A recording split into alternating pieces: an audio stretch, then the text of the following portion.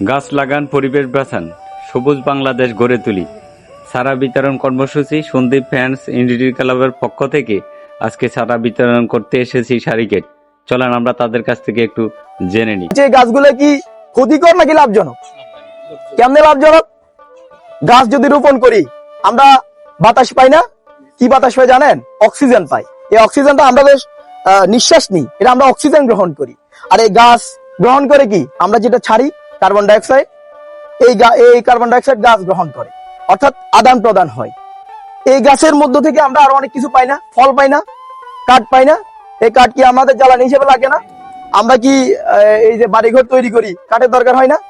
অনেক কাজে মানে অনেক উপকারিতা আছে। মাটির জন্য উপকারিতা আছে, পরিবেশের জন্য উপকারিতা আছে, মানুষের শ্বাস প্রশ্বাসের জন্য উপকারিতা আছে। উপকারিতা বলে শেষ করা যাবে না। তাহলে এখন আমরা তো সবাই চাই যে একটা সুন্দর পরিবেশ হোক, একটা বাসযোগ্য পরিবেশ হোক, সবাই চাই না? চাই তো। এই পরিবেশ, এই বাসযোগ্য পরিবেশ যদি আমরা চাই তাহলে পরিবেশের যত্ন নিতে হবে। কিভাবে? গাছ রোপণ করতে হবে। একাধারে নির্বিচারে গাছ কাটা যাবে না, পরিবেশের ক্ষতি করা যাবে না। ঠিক আছে কিনা? আচ্ছা, তো তরুণদের উদ্যোগ আমরা যদি ইতিহাস একটু বিশ্লেষণ করি, যুগে যুগে বড় বড় অর্জনগুলো কিন্তু অনেকেরই সহযোগিতা আছে, বিশেষ করে অগ্রণী ভাগে থাকে এই তরুণরা। আর এই কারণেই এই তরুণদের কাছে আশা প্রত্যাশা একটু বেশি থাকে। তো আমরা আজকে কিছু তরুণ এখানে আসছি গুটি কয়েক চারা নিয়ে। এটা বুঝাতে চাই যে এই সমাজকে আমাদেরকে বাঁচাইতে হবে, এই পরিবেশকে আমাদেরকে রক্ষা করতে হবে।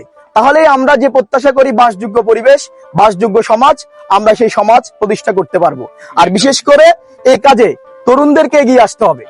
আর তরুণরা এগিয়ে আসলেই অনেক অসম্ভব কিছু সম্ভব হয়ে যাবে। তিনি এই কর্মসূচিতে স্পন্সর করেছেন মিশু ভাই সহ ফাহাদ ভাই, ইমন, সুমন ভাই, মাসুদ ভাই, জিহাদ ভাই সহ আব্দুর রহমান সনি ভাই, আরমান ভাই, সবাইকে অসংখ্য ধন্যবাদ জানাচ্ছি। আপনারা যারা উপস্থিত হয়েছেন সবাইকে অসংখ্য ধন্যবাদ। সবাই ভালো থাকবেন, সুস্থ থাকবেন। দেখা হবে অন্য কোনো ভিডিওতে। ভিডিওটা যদি আপনাদের ভালো লাগে অবশ্যই একটা গঠনমূলক কমেন্ট করে যাবেন, একটা শেয়ার দিয়ে যাবেন।